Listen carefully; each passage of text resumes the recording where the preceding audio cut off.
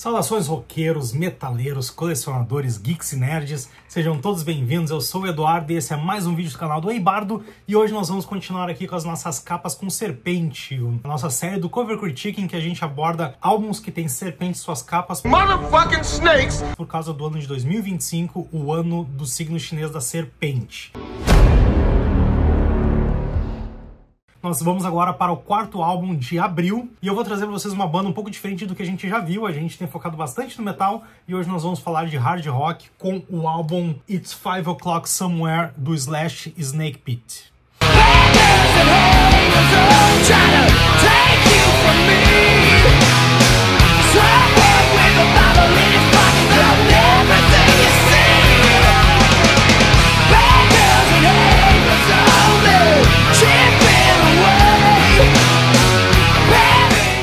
Então vamos começar contextualizando sobre a banda. Slash Snake Pit, ele é um projeto que o Slash começou a fazer em 94, durante o hiato do Guns N' Roses, um pouco antes da própria saída dele. Esse projeto começou em 94, quando ele criou um estúdio em casa e começou então a compor. Diz alguns boatos que a maioria das músicas aqui provavelmente iriam para algum álbum do Guns, mas o Axl Rose não gostou e achou que as músicas não eram legais o suficiente. No começo do projeto, ele tinha como parceiro de banda o Matt Sorum, que era então baterista do Guns N' Roses, e o Gilby Clarke, que também foi guitarrista do Guns N' Roses. E mais um apelo para que sim, essas músicas provavelmente entrariam em algum álbum do Guns N' Roses. Completa a formação o baixista Mike Inez, que tocava no Alice in Chains, e o guitarrista que aqui entrou como vocalista, o Eric Dover, da banda Jawfish.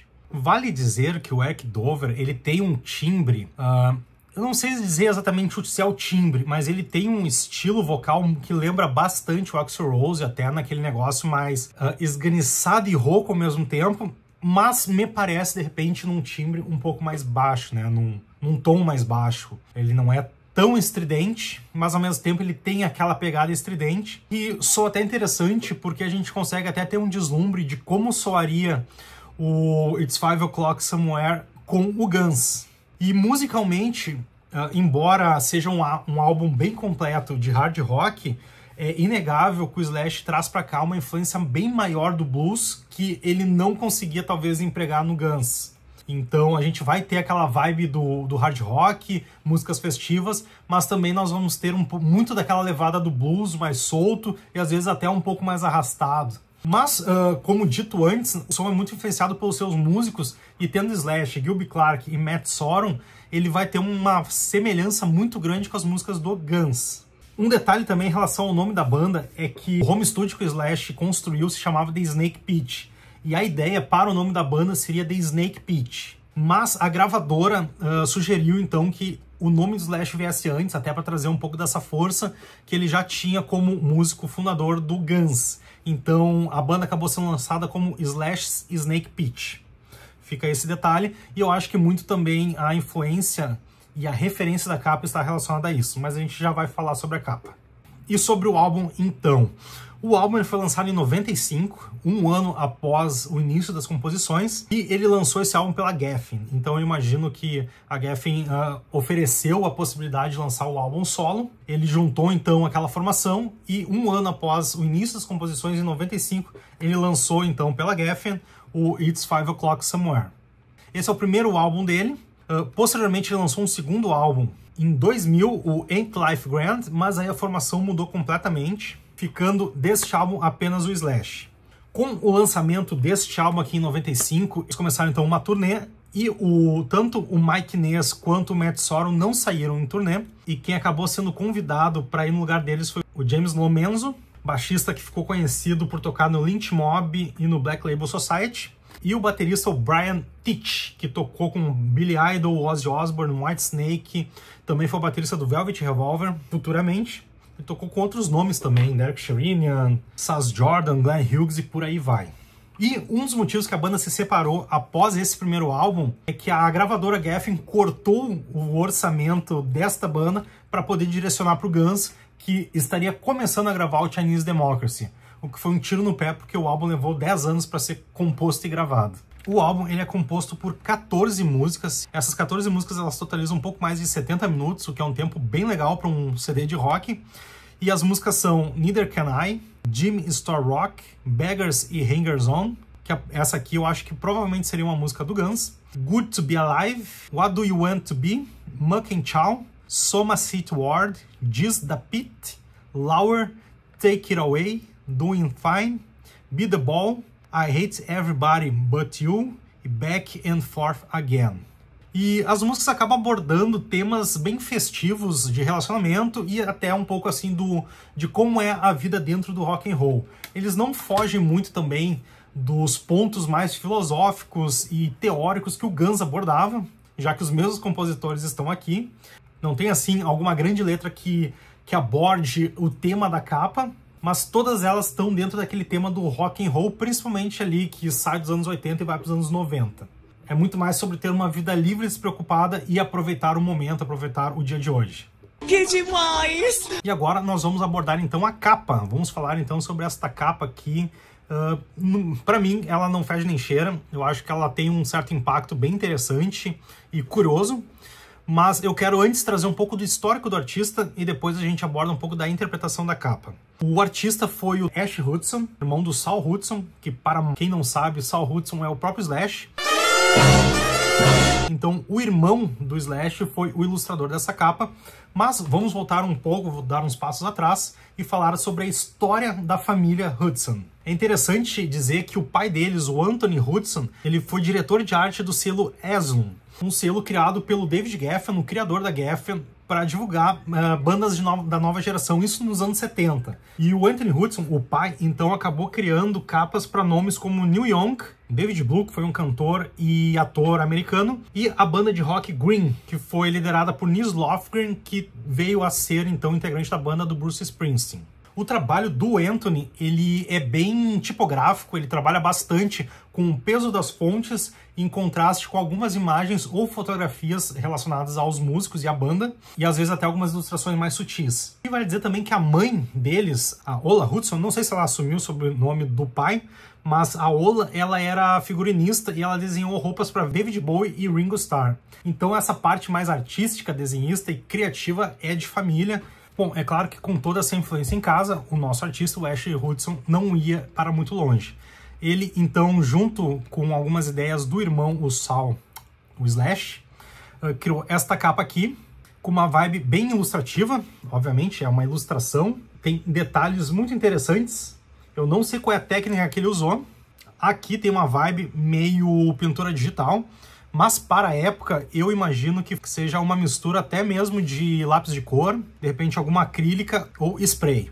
Hoje o Ash ele tem um estilo artístico bem urbano, ele trabalha muito com fotografia também, mas ele faz muitas artes conceituais para o Slash, coisa de caveira, com cartola, fumando, que ele também vai acabar trazendo nessa capa. Trabalha com algumas marcas também que focam nesse público mais moderno e urbano, com artes do estilo de pichação. E as fotos também abordam bastante cores, mas ao mesmo tempo alguma coisa mais crua e suja. Eu não encontrei muitos trabalhos de capa do artista, né, do Ash Hudson, mas atualmente eu consigo ver bastante dessa influência que eu comentei. Urbana, o grafite, as ruas, uma linguagem moderna, cores, ruído, bastante ilustração e recortes. Ele tem feito bastante pôster das turnês do Guns. Já que o Slash voltou pro Guns, eu acho que voltou essa parceria. Sobre essa capa aqui, então, o que a gente vê nela, ao meu ponto de vista, me parece uma ideia bem simples. A banda se chamaria The Snake Pit, né, o Poço das Cobras. E o que ele representa aqui, então, é uma cobra, com toda essa representação do Slash. A gente vê a cobra de cartola, fumando, né, algo que a gente via muito no Slash nos palcos. Uma cobra bem cartunesca, caricata, com uma cara aqui de malvada. Então ela traz um pouco dessa vibe que as músicas do álbum representam, né? O negócio de aproveitar, de fazer a festa, de ser um roqueiro nos dias de hoje, quer dizer, nos dias da década de 90. Mas ela também tem um osso aqui, o que pode trazer um pouco daquele entendimento do dinheiro, do sucesso, do rockstar, da vida louca, transformando a cobra não somente, né, numa cobra roqueira, mas também num S de cifrão ao cruzar com este osso. Então nós temos aqui a figura da cobra, né, uma caçadora, mas não só do mundo animal, né, não só da selvageria, mas também um caçador, uma criatura do rock que quer aproveitar e quer curtir, aqui com seu cigarrinho, com sua cara de mal e sua cartola de couro. Em relação ao encarte, O trabalho aqui de arte do encarte, ele é apontado pro Tony Hudson, o pai aqui dos gurizão, o Slash e o Kevin Regan. Não sei quem é o Kevin Regan, deve ser algum designer também, ou algum finalizador. O encarte, ele é bem simples, letras brancas no fundo preto, mas bastante contrastante. As informações aqui corridas em 3 colunas. E no final, aqui, algumas fotos da banda em estúdio, provavelmente em algum momento de gravação, ou de repente até um ensaio deles. Repetição de fotos, então cada um tem a mesma foto, mas em algumas cores aqui dentro do CMYK. O CMYK é um sistema de cores que utiliza as iniciais das palavras ciano, magenta, amarelo e preto, e é um padrão de impressão gráfico, né, impressão física, que faz a sobreposição dessas cores para alcançar todas as outras cores. Então aqui acho que é muito mais liberdade artística do que algum conceito por trás de toda a arte trabalhada neste encarte. É um encarte ok, como eu falei, ele tem legibilidade, ele tem uma boa leitura, mas ele não traz grande inventividade. A capa é bem simples também, a gente tem aqui uma fonte datilografada, Slash em branco, Snake Pitch amarelo, tem um contraste bom com um fundo aqui vermelho rosado, e embaixo, na mesma fonte, e aí com um contraste um pouco piorzinho, It's 5 O'Clock em azul. Eles acabam trabalhando, como vocês podem ver, algumas cores bem primárias, né? O amarelo, o verde, que é a junção do azul com o amarelo, e o vermelho. Então é uma leitura rápida e simples, não tem grande sofisticação, uma arte bonita, né, com uma vibe até meio tatu dos anos 90. Nos anos 90 tinha bastante esse estilo new school de tatuagem, mas eu acho que ele é bem feliz em representar o que a banda vai te entregar. Vendo esta capa aqui, não tem como não pensar numa banda de rock, num hard rock mais sujo, mais visceral e divertido.